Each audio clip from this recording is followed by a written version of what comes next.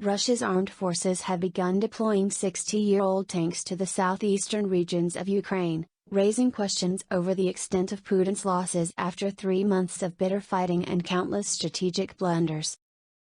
A long line of T-62 tanks, which began production as early as 1961, was photographed at a train station in Ukraine's southeastern city of Melitopol on Wednesday, just days after footage emerged of the aged armor being pulled out of storage across the border. Russia has around 2,900 of its more modern T-90, T-80 and T-72 tanks currently in service, according to the International Institute for Security Studies, with up to 10,000 more tanks from different generations in storage.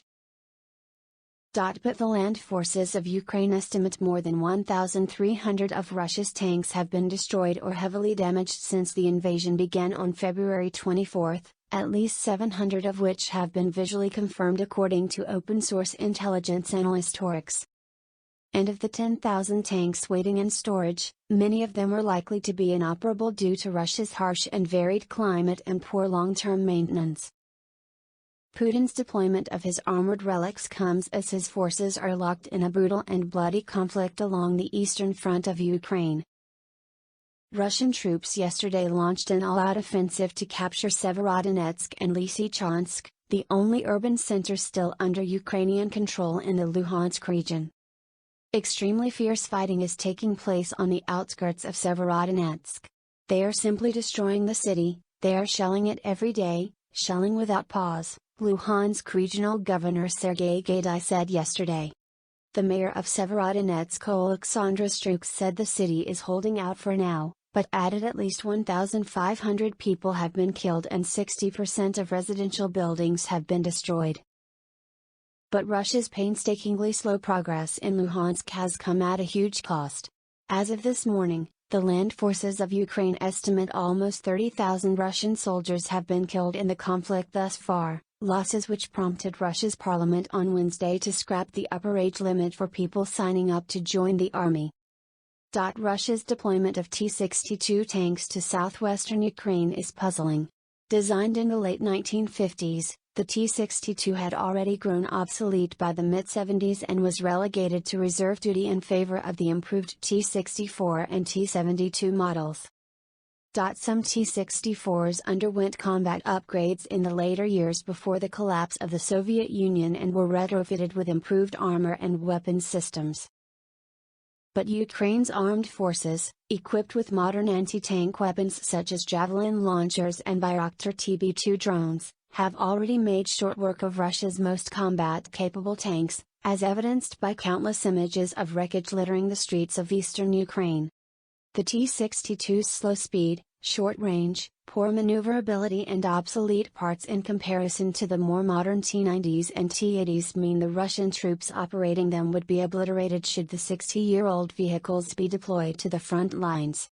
As a result, analysts have speculated the T-62s may be used in a support capacity for crowd control and reinforcement in the territories already occupied by Russia such as Mariupol, Kherson, and Melitopol, where the tanks were first pictured arriving on Ukrainian soil.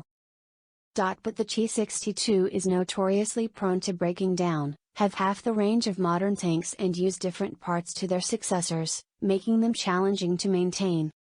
Their deployment therefore suggests Russia's armed forces are not willing to commit any of its more modern tanks in reserve to such support roles, highlighting the scale of their losses on the front lines. Ukrainian Deputy Defense Minister Ghana Maliar told journalists yesterday that fighting in the east had reached its maximum intensity since Russia invaded on February 24.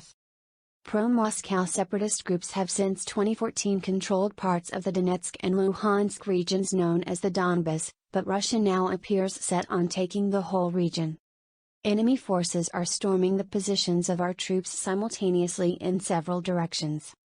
We have an extremely difficult and long stage of fighting ahead of us, Maliar said.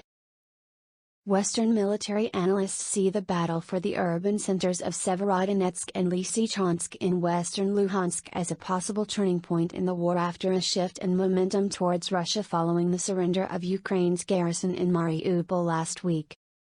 Having lost thousands of troops in scattered fighting along the Eastern Front in recent weeks, Russian forces yesterday launched a targeted assault from 3 sites to try to encircle Ukrainian forces in Severodonetsk and Lysychansk.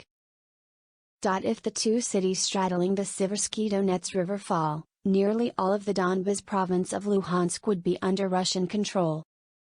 The Russian advance was backed by massive artillery bombardment across as many as 50 towns in Donetsk and Luhansk to force Ukrainian troops to retreat, according to officials, leading Zelensky to request further Western aid in the form of more missile systems and long-range weaponry. "We are fighting for Ukraine to be provided with all the weapons needed to change the nature of the fighting and start moving faster and more confidently toward the expulsion of the occupiers," Zelensky said in his nightly video address to the nation. He said Russian forces are wiping some eastern towns from the face of the earth and the region could end up uninhabited. They want to turn Popasna, Bakhmut, Lyman, Lysychansk and Severodonetsk into ashes as they did with Vonovaka and Mariupol, Zelensky said. Ukraine's Foreign Minister Dmytro Kuleba meanwhile tweeted, "We need more heavy weapons delivered as soon as possible, especially MLRS, multiple launch rocket systems, to repel Russian attacks." Zelensky also said Russia had resumed shelling of second city Kharkiv yesterday, reporting at least 9 people had been killed and 19 wounded.